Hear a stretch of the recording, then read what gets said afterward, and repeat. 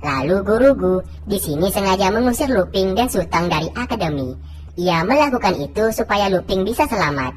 Karena Awan saat ini pasti mengincar Luping. Guru Gu berpura-pura bersikap kasar kepadanya dan mengusirnya secara paksa. Seluruh murid menentangnya dan tak mau kalau Luping diusir. Luping lalu mengiyakan perintah gurunya dan ia beserta Sutang pergi dari sana. Setelah itu, Luping yang sekarat mengajak Molin untuk ikut dengannya. Singkatnya, Awan beserta pasukannya tiba di sana. Ia berteriak dan mencari Luping. Guru Gu mengatakan kalau ia telah mengusir Luping dari Akademi Zefeng. Karena Awan orang yang mudah ditipu, Guru Gu mengajaknya ke belakang gunung untuk menemui Luping. Yang mungkin saja Luping masih belum jauh pergi. Mereka pun pergi dari sana.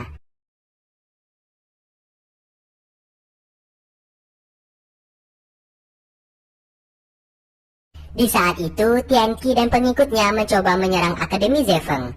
Di sana ia tidak tahu kalau ada ayahnya yang berada di sana. Ia pun melempar sebuah bom, dan setelah itu ia mulai menyerang. Karena banyak asap, ia pun main asal serang saja, yang ternyata ia hampir saja membunuh ayahnya sendiri. Guru Gu yang menyadari hal tersebut dengan cepat menahannya. Karena ulah anaknya yang bodoh itu, Guru Gu memanfaatkan keadaan dengan mengancam Awan apabila Awan tidak mau anaknya dilaporkan ke pihak polisi. Ia mau Awan memberikan ia sejumlah uang tutup mulut. Setelah itu, Molin mengabarkan kalau Tianqi dan ayahnya telah pergi dari sana. Karena tidak ada tempat tinggal, Luping mengajak mereka untuk menginap di restoran milik Bunga. Karena ia tahu Guru Gu akan datang mencarinya. Singkat cerita, setibanya di restoran, Luping teringat akan perkataan gurunya. Ia tahu sang guru mengusirnya karena sang guru berniat menyelamatkan dirinya. Pergi dari Akademi Zefeng adalah satu-satunya cara agar seluruh murid bisa aman. Ternyata Guru Gu benar-benar datang mencarinya, dan sang guru juga membawa Sifan bersamanya. Lalu, sang guru mengatakan kepada mereka semua kalau saat ini atas insiden pavilion kemarin, Akademi Zefeng mereka telah didiskualifikasi dan tidak bisa mengikuti kompetisi yang bernama Tempur Tenaga. Maka dari itu mereka berempat diperintahkan untuk menemui teman lamanya yang merupakan ketua dari Akademi Tianzhou yang bernama Chu Min. Kalau mereka berempat bisa menjadi murid Akademi Tianzhou, maka mereka tentu saja bisa mengikuti kompetisi Tempur Tenaga dengan memakai nama Akademi Tianzhou untuk bergabung. Mereka bertiga setuju melakukan itu, namun Sifan menolaknya. Karena ia tetap ingin menggunakan nama Akademi Zefeng untuk bertanding. Meskipun akademi mereka tidak bisa ikut, ia juga tidak akan ikut dalam kompetisi itu. Lalu sang guru mencoba memberikan ia sedikit masukan, agar Sifan bisa sedikit lebih realistis. Akademi mereka saat ini dianggap tidak berguna, maka dari itu, mereka harus menunjukkan kepada orang lain kalau murid Akademi Zefeng sangatlah kuat dengan cara mengikuti kompetisi itu. Tak lama kemudian, Luping datang ke sana sambil membawakan kursi roda buatannya. Kursi roda itu untuk Sifan, dan ia juga mau Sifan bisa menjadi kuat apabila sudah sembuh nantinya. Mulai dari sinilah mereka berdua memperbaiki pertemanan mereka, dan Luping tidak akan lagi memprovokasinya. Sifan menjadi senang akan hal itu. Di lain sisi, wanita dari geng Sanha yang berhasil dibunuh oleh Guru Gu ternyata masih hidup. Ia mengatakan kepada rajanya kalau pria yang selama ini mereka cari, yang memiliki 6 kekuatan di tubuhnya, berada di Akademi Zefeng. Dan pria itu adalah Luping, yang kabur sejak 3 tahun yang lalu. Mendengarkan hal tersebut, sang raja memerintahkan untuk menangkap Luping kembali dan membawanya ke istana geng Sanhai. Di lain sisi, di kerajaan negara Suo, saat ini terjadi selisih tegang antara Wen dan Xia. Mereka berdua ini merupakan kaki tangan sang raja. Xia mengatakan untuk memilih prajurit kerajaan harus dari keluarga bangsawan, namun berbeda hal dengan Wen. Ia mau rakyat biasa juga harus ikut dalam seleksi, karena bagaimanapun juga rakyat biasa juga memiliki hak untuk menjadi prajurit kerajaan. Tak lama kemudian, Jenderal Qin yang merupakan prajurit terbaik di kerajaan datang ke sana. Di sini, Qin setuju atas usul dari Wen untuk memasukkan rakyat biasa dalam seleksi pemilihan prajurit kerajaan. karena rakyat biasa memiliki kemampuan dan kekuatan yang tak kalah dengan anak-anak bangsawan. Maka dari itu sang raja menyetujui permintaan Jenderal Qin dan Wen. Mereka pun sujud dan berterima kasih kepada sang raja. Saat di luar, Xia menyuruh mereka untuk berhati-hati, karena apabila rakyat biasa yang terpilih membuat kekacauan di kerajaan, merekalah yang harus bertanggung jawab. Perselisihan pun terjadi antara jenderal. Lalu, Sang menemui Wen sambil menanyakan apakah Wen mengetahui sebuah segel rantai yang mengekang kekuatan seseorang, dan apakah rantai itu bisa dilepaskan atau tidak. Wen mengatakan sangat sulit melepaskan segel tersebut. Namun, rantai itu bisa dilepaskan tergantung dari semangat orang tersebut. Sesaat, Sang memutuskan omongannya karena ia merasa heran kenapa dirinya tiba-tiba perhatian kepada Luping. Dan setelah itu ia pun pergi dari sana. Di lain tempat, Awan menerima surat dari kerajaan Geng Sanhai. Kalau saat ini, sang raja meminta Awan untuk berhenti mengejar Luping karena Luping merupakan aset berharga bagi Geng Sanhai. Ternyata, Sang merupakan murid Akademi Tianzhou, yang saat ini Luping beserta yang lainnya hendak masuk ke dalam akademi tersebut.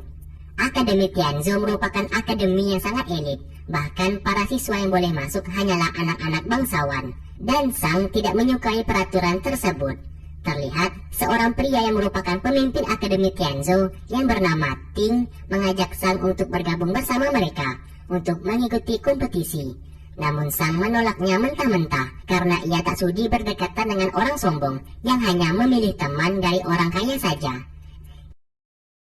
Di lain sisi, mereka semua sedang makan. Namun tiba-tiba di sana ada Tian Qi yang hendak makan juga. Ia marah kepada pelayan karena tidak ada kursi untuk mereka makan. Karena saat ini semua kursi sudah penuh. Ia pun melihat anak-anak dari Akademi Zefeng. Karena kesal, ia dengan seenaknya melempar mereka dengan piring. Tidak hanya itu, ia juga hendak melempar semangkuk bubur milik wanita tua di sana yang sedang mabuk. Belum sempat ia mengambil mangkuk bubur itu, tangannya tiba-tiba dihentikan oleh wanita mabuk tersebut. Terlihat wanita tua itu menghajar Tian Qi beserta pengikutnya hingga babak belur. Setelah itu, wanita tersebut pergi sambil membawa bubur kepiting dan segelas arak. Luping mengejar wanita tua tersebut sambil mengucapkan terima kasih. Namun wanita itu hanya diam dan tidak memperdulikannya. Singkatnya, mereka kembali ke penginapan. Sang guru memberikan sebuah hadiah dan mereka disuruh untuk pergi ke Akademi Tianzhou dan memberikan hadiah itu kepada teman lamanya yang bernama Chumin, yang merupakan orang terhebat di Akademi Tianzhou. Mereka semua pun langsung pergi ke sana. Terlihat di depan Akademi Tianzhou kalau akademi tersebut tidak ada bakat bela diri sama sekali, melainkan hanyalah sekumpulan anak-anak orang kaya. Di dalam, Ting yang merupakan pemimpin Akademi Tianzhou sedang melatih kekuatan suara miliknya bersama murid-murid lain. Semua orang melihat aneh kepada mereka, ada yang mengejek dan ada pula yang menutup hidung dan menganggap mereka ini merupakan gembel. Lalu seorang murid Akademi Tianzhou menghampiri mereka. Luping mengatakan kalau mereka ingin bertemu dengan seseorang yang bernama Chumin. Namun semua murid tidak ada satupun yang mengenal orang itu. Luping kemudian memberikan hadiah dari gurunya. Dan mereka mengatakan berasal dari Akademi Zefeng yang hendak belajar bela diri di Akademi Tianzhou. Di saat hadiah itu hendak dibuka, Luping merasakan ada sesuatu hal yang sangat berbahaya di dalam kado tersebut. Ia pun merampasnya dan membuang kado tersebut. Dan tiba-tiba, kado itu meledak. Suara ledakan itu mengganggu pendengaran milik Ting dan murid-murid lainnya yang sedang berlatih. Ia pun segera pergi keluar dan bertemu dengan mereka. Luping mengatakan ia ingin bertemu dengan seseorang yang bernama Chumin, karena gurunya menyuruh untuk bertemu dengan orang tersebut. Namun Ting dan yang lainnya tidak mengenal orang itu. Luping dan yang lainnya pun dihina dan dianggap pencuri.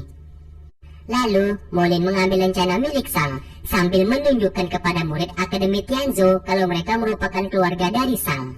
Tentu saja, Ting tidak percaya karena ia tahu Sang tidak mungkin memiliki keluarga seperti mereka. Karena kebohongan mereka ketahuan, Molin langsung melempar sebuah bubuk ke murid Akademi Tianzhou dan ia beserta yang lainnya langsung kabur dari sana. Kejar-kejaran pun terjadi. Sang yang melihat mereka sedang berlari lalu bertanya apa yang terjadi saat ini. Murid itu mengatakan kalau ada pencuri yang masuk di akademi mereka, dan pencuri itu menggunakan lencana milik Sang untuk melabuhi mereka. Sang menyadari kalau lencananya saat ini telah hilang dan dicuri oleh Lupin. Ia pun dengan cepat mencari. Terlihat Sang berhasil menemukan Lupin dan yang lainnya. Molin mengatakan kalau mereka sedang mencari seseorang yang bernama Cumin, namun mereka dianggap pencuri oleh Akademi Tianzhu. Dari kejauhan, Ting datang ke sana sambil mengatakan kalau Lupin dan yang lainnya adalah pencuri. Sang mengatakan kalau mereka adalah temannya dan ia meminta kepada Ting untuk melepaskan mereka. Ting akan melepaskan mereka dengan satu syarat, yaitu ia akan menguji kekuatan dari salah satu dari Akademi Zefeng. Lupin lalu maju menghadapinya, namun tiba-tiba ia dicekik oleh Ting. Di saat Lupin hendak diserang, tiba-tiba seseorang menghentikan mereka, dan ternyata orang yang menghentikan mereka adalah wanita tua yang kemarin sempat bertemu dengan Lupin. Ting menjadi marah karena perkelahiannya diganggu oleh orang lain. Sesaat, tetua Xia yang merupakan kaki tangan dari sang raja kemarin datang ke sana. Xia mengatakan kalau wanita tua itu adalah Cumin, yang merupakan prajurit terhebat di Akademi Tianzhu. Namun Cumin memang tidak pernah menampakkan diri. Xia meminta maaf kepada Cumin tentang insiden yang terjadi saat ini. Cumin menyuruh Xia untuk membawa pergi murid-muridnya, dan menyuruh anak-anak Akademi Zefeng dan 2 orang perempuan di belakangnya untuk ikut masuk ke dalam. Di dalam, Sifan meminta maaf sambil mengatakan kalau ia disuruh oleh Guru Gu untuk menemuinya, karena Guru Gu mengatakan mereka harus menemui Cumin untuk menjadi mentor mereka. Guru Gu ternyata berada di sana. Cumin menjadi kesal karena Guru Gu mencoba menjebaknya dengan hadiah yang dapat meledak tersebut. Cumin lalu mengusir mereka semua dari sana. Akhirnya mereka pun pergi dari sana. Sang lalu menyuruh Zian untuk mengikuti Lupin agar ia tahu tempat tinggal mereka saat ini. Singkat cerita, Lupin memberikan Sifan sebuah hadiah berupa tongkat. Ia memberikan tongkat itu supaya Sifan bisa kembali berjalan. Kini mereka berdua telah terlihat akrab satu sama lain, dan Lupin sudah tidak membencinya lagi. Saat di malam hari, Sang terlihat meletakkan sejumlah uang untuk Lupin, namun tindakannya itu ketahuan. Sang mengatakan ia memberikan uang itu supaya Lupin dan yang lainnya tidak menyalahgunakan lencana miliknya. Lupin mengatakan kalau Sang takut ia menyalahgunakan lencana miliknya, Lupin mau Sang membantunya membakar kayu api tersebut. Terlihat Sang membakar kayu api yang lumayan banyak, yang membuat asap tersebut mengepul dan memenuhi ruangan tersebut. Alhasil mereka pun batuk karena merasa sesak menghirup asap tersebut. Sesaat, Lupin membersihkan wajahnya sambil mengatakan kalau ia meminta maaf atas segala musibah yang sudah ia perbuat. Permintaan maaf itu membuat Sang merasa terkejut. Ia pun tak menyangka Lupin, orang yang sangat dingin, bisa meminta maaf. Ia pun ingin Lupin mengatakan sekali lagi. Lupin lalu mendekati secara perlahan sambil mengatakan kalau api tersebut sudah mati dan Sang harus membakarnya lagi. Terlihat Sang menjadi salah tingkah. Ia pun langsung pergi dari sana karena teman-teman Lupin datang ke sana. Di lain sisi, Cumin ternyata selalu murung dan menyendiri selama ini karena ia ditinggal oleh seseorang yang sangat ia cintai. Ia pun tidak bisa melupakan kekasihnya tersebut hingga sampai saat ini. Singkat cerita, karena Guru Gu selalu memohon, akhirnya Cumin mau menerima mereka menjadi muridnya. Ia akan mengajari cara meningkatkan kekuatan dalam waktu singkat. Namun cara itu sangat terlarang, dan resikonya apabila gagal, mereka semua akan kehilangan kelima indera mereka. Lupin setuju dan menerima segala resikonya. Begitu juga dengan Sutang dan yang lainnya. Lalu, ritual itu pun dilakukan. Cumin mengikat mereka berempat dengan sebuah tali yang terikat sebuah koin.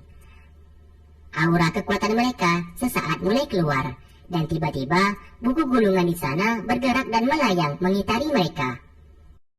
Sang dan Zian tiba-tiba datang ke sana dan melihat Cumin sedang melakukan ritual untuk meningkatkan sebuah kekuatan dalam waktu cepat. Ia tahu cara itu sangatlah berbahaya, maka dari itu ia berniat melaporkan kepada kakaknya. Namun Cumin malah menarik mereka berdua dan meletakkan mereka ke dalam lingkaran di sana. Alhasil, mereka berdua pun justru ikut bergabung. Cumin mengatakan ritual meningkatkan kekuatan sudah terbuka. Saat ini tergantung dari mereka sendiri, apakah mereka sanggup atau tidak. dan waktu yang diberikan hanya 1 hari. Apabila mereka gagal, bisa dipastikan mereka akan kehilangan kelima indera di tubuh mereka. Bahkan yang lebih fatal, mereka akan bisa tewas di tempat. Seketika tali itu menjadi lepas, dan mereka semua langsung pingsan di tempat. Dan part keempat pun selesai. Oke, terima kasih buat kalian yang sudah stay tune terus di channel ini dan menunggu video-video yang aku upload. Sampai berjumpa di part berikutnya. Wassalamualaikum warahmatullahi wabarakatuh.